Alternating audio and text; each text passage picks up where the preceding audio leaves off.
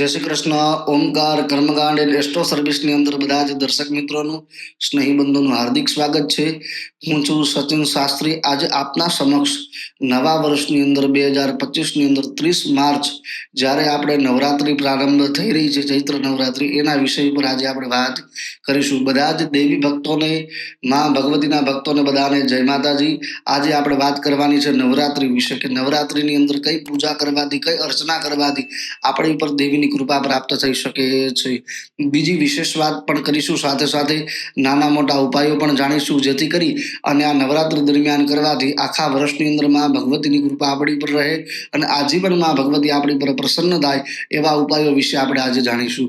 સૌથી પહેલા વાત કરીએ આ નવરાત્રી દરમિયાન, તો સૌથી પહેલા એવું કહ્યું છે કે આ નવરાત્રી દરમિયાન બધા જ લોકોએ વ્રત કરવું જોઈએ. જો બધા જ લોકો વ્રત કરે અને સાથે સાથે માં ભગવતી જગદંબાની ભક્તિ કરે અને આરાધના કરે તો આ નવા વર્ષની અંદર બધા જ વ્યક્તિઓને ખૂબ સારો લાભ પ્રાપ્ત થઈ શકે છે.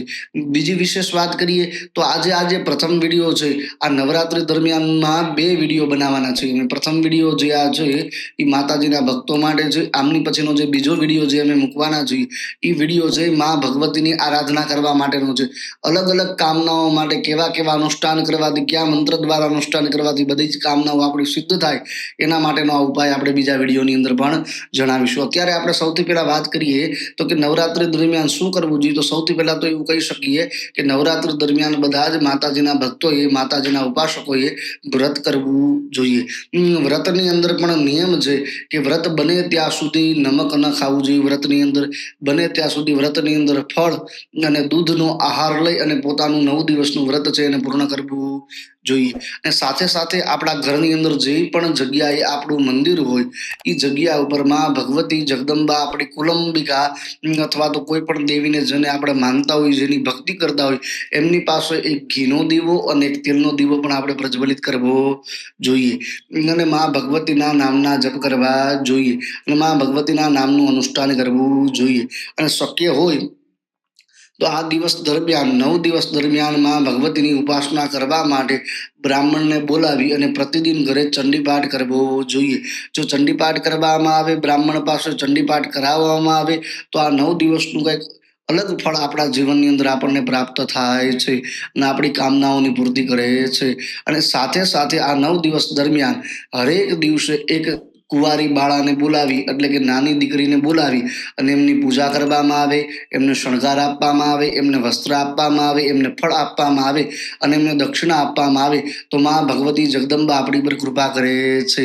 અને સાથે સાથે બીજી પણ હું તમને એક વાત વિશેષ કરી દઉં કે આ 9 દિવસ નવરાત્રી દરમિયાન બ્રહ્મચર્ય વ્રતનું પાલન કરવું ખૂબ આવશ્યક છે. આ દિવસો દરમિયાન બ્રહ્મચર્ય વ્રતનું પાલન કરીએ, ભૂમિ પર શયન કરીએ અને તામસિક પદાર્થોનું સેવન ન કરીએ અને માં ભગવતીનું વ્રત કરીએ તો જીવનની અંદર એક અનેરો આનંદ પ્રાપ્ત થાય છે, જીવનની અંદર ખૂબ સુખ સમૃદ્ધિ પ્રાપ્ત થાય છે. અને આ ચૈત્ર નવરાત્રીને પ્રથમ દિવસે આપણા બધા જ હિન્દુ સનાતનીઓનું નવું વર્ષ છે, બરાબર. આ નવા વર્ષ દરમિયાન માતાજીની ભક્તિ કરવી, માતાજીની ઉપાસના કરવી આપણા માટે ઘણી બધી લાભકારી છે. અને સાથે સાથે જીવનની અંદર કોઈ પણ વ્યક્તિને ધનનો પ્રોબ્લેમ હોય તો આ સમય દરમિયાન 9 દિવસ દરમિયાન, 9 દિવસ જે માતાજીની નવરાત્રી છે આ દરમિયાન માતાજીની ઉપાસના કરે અને સાથે સાથે માતાજીની ભક્તિ કરે અને માં લક્ષ્મી સ્વરૂપની પૂજા કરે અને એનું હરિદ્રાથી અર્ચન કરવામાં આવે તો એની હરેક જે ધનની સમસ્યા છે એનું નિરાકરણ પણ ધીરે ધીરે જોવા મળે છે.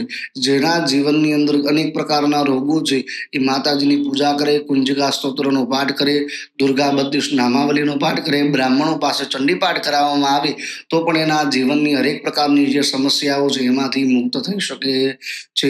બીજી વિશેષ વાત કરીએ તો કે માતાજીની વિશેષ કૃપા પ્રાપ્તિ માટે તમારું જે કોઈ પણ ગુરુ મંત્ર છે, તમારી જે ગુરુ પરંપરા છે, એ પરંપરા અનુસાર જો માતાજીની ભક્તિ, ઉપાસના, પાઠ કરવામાં આવે તો આપણને હરેક પ્રકારના સમસ્યાનું સમાધાન મળી શકે છે.